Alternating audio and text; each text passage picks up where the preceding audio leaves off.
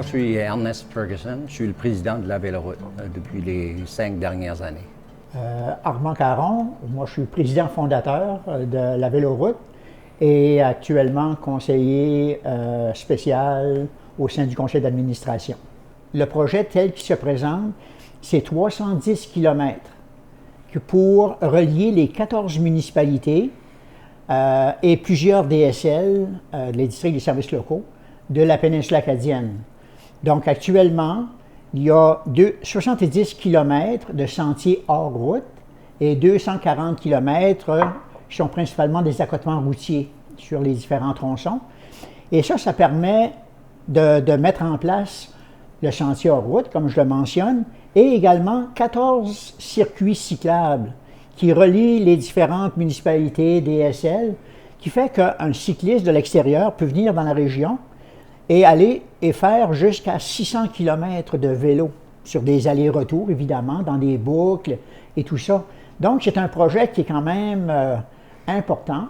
L'été dernier, on a vraiment réalisé, je dirais, une étape importante, soit la construction et l'ouverture du tronçon de chantier hors route qui était sur l'ancienne voie ferrée, là, qui nous permet de relier maintenant la ville de Lamec, la ville de Chupagan, la ville de Caraquette, la ville de Tracadie.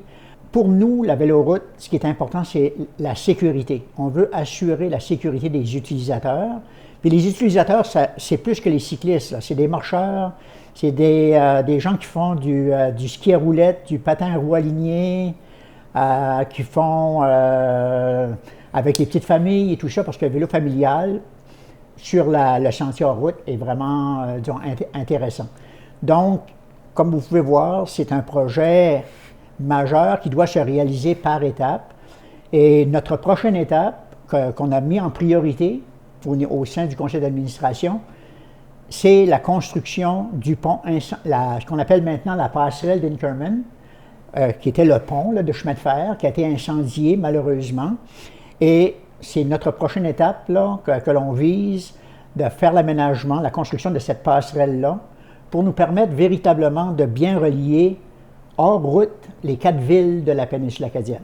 Pour en arriver, que si on veut aller au dépanneur, si on veut aller au restaurant, si on veut aller à différents services à l'intérieur d'une municipalité, au lieu de prendre l'auto, on prend le vélo et on se rend à ces pour satisfaire ces différents besoins-là. Donc, favoriser le déplacement en vélo pour la santé des citoyens.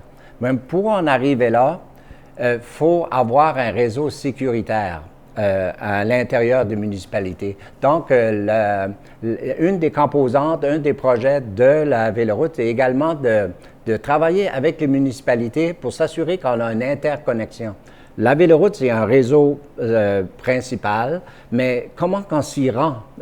Idéalement, on ne devrait pas prendre notre auto pour se rendre au stationnement, embarquer sur le vélo, aller faire un tour, embarquer sur l'auto. Donc, comment est-ce qu'on amène les gens de partir de chez eux, prendre leur vélo, puis rejoindre le réseau principal de Véloroute, puis aller faire un tour ou aller dans une autre communauté ou faire aller à différents points d'intérêt dans la municipalité, c'est de développer ces réseaux-là à l'intérieur de la municipalité. Donc, il va y avoir ce réseau-là qui va être fait, un plan, et aussi comment est-ce qu'on le met en œuvre, c'est-à-dire quel type de signalisation, quel type de décale qu'on doit mettre sur l'asphalte, à quel endroit qu'on doit mettre des diviseurs pour assurer la sécurité des gens. Donc, ce projet-là d'interconnexion va nous amener à favoriser le transport actif. Donc, ça va avoir un bénéfice pour la santé, mais aussi un bénéfice au niveau environnemental, parce qu'on se déplace, on ne produit pas des gaz à effet de serre, donc on se déplace de notre propre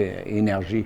Donc, ça peut nous amener à un autre volet qu'on travaille, qu'on espère avoir le financement, c'est au niveau de la certification. Une certification où les municipalités, dépendant de leur niveau de mise en œuvre du projet d'interconnexion, pourraient être certifiées comme municipalité vélo sympathique.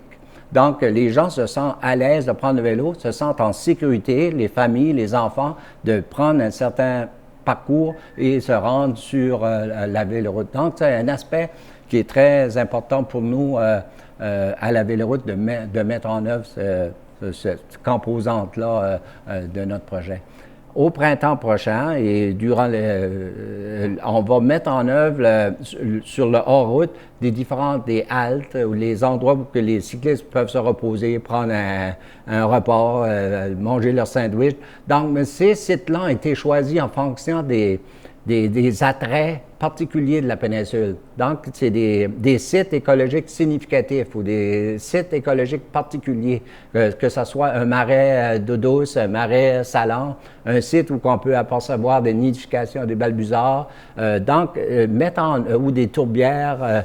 Donc, mettre en œuvre, faire profiter aux gens de qu'est-ce que la nature, quel type de nature, quelle beauté de la nature qu'on a dans la péninsule. Donc, en ayant ça, ça amène une meilleure, d'être mieux conscient de notre environnement, puis on est dans l'espoir que les gens vont venir à vouloir protéger leur environnement et prendre des actions pour le protéger. Donc, il faut avoir des supports à vélo pour que les gens puissent protéger leur vélo lorsqu'ils vont soit magasiner ou soit ils vont dans les différents restaurants. Donc, cette partie-là va être une composante importante d'amener les gens, les commerces à avoir ce service-là de plus pour les cyclistes. Idéalement, c'est d'avoir une certification pour les sites d'hébergement pour offrir ce service-là, un service particulier aux touristes, mais qui peut être dans les restaurants ou dans les cafés, puis la composante support à vélo où vient en ligne de compte que ça devrait être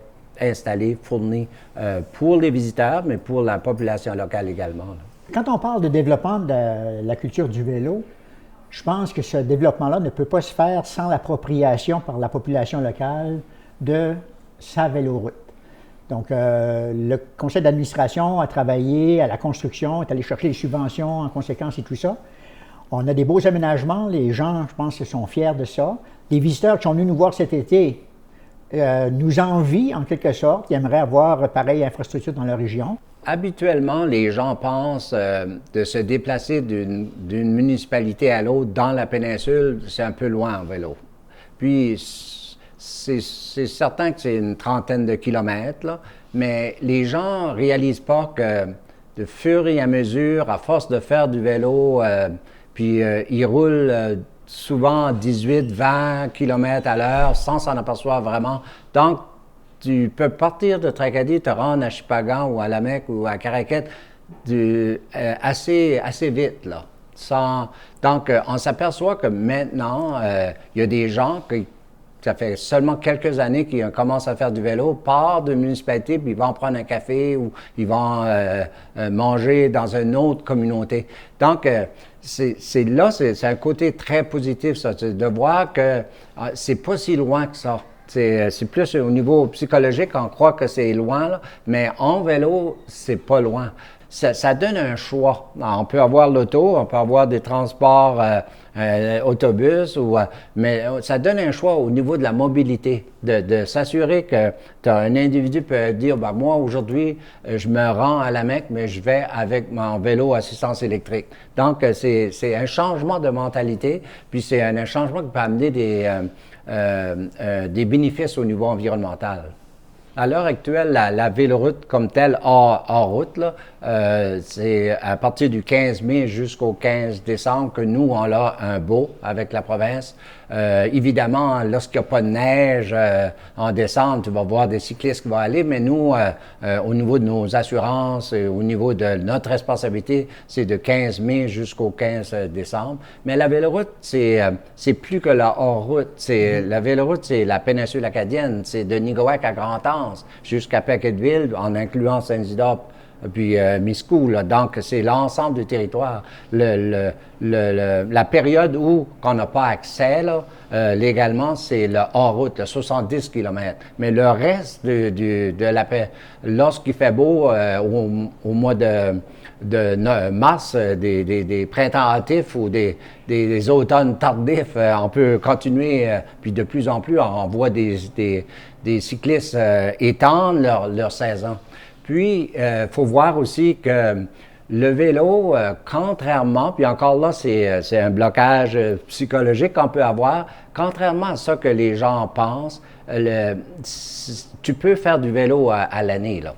Puis de plus en plus, on voit des gens faire du vélo durant l'hiver. En 2007, quand les gens du Lac-Saint-Jean sont venus ici pour un peu nous conseiller, partager un peu leurs projets, ils nous ont dit à ce moment-là, vous avez plus de potentiel dans la péninsule acadienne qu'on en a au Lac-Saint-Jean. Parce que votre relief plat, très peu de pentes, donc pour le vélo familial, c'est idéal.